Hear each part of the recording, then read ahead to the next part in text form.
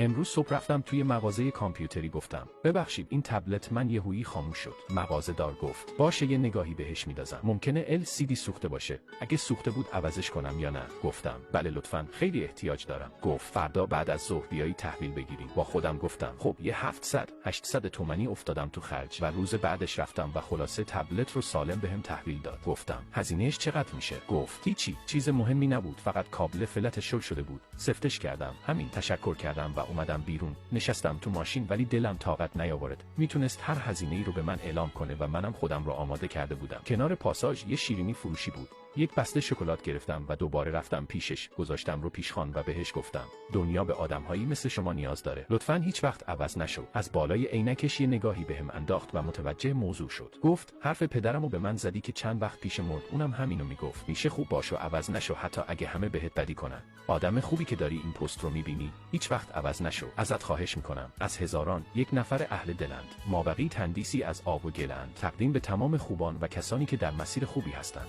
با پیج علی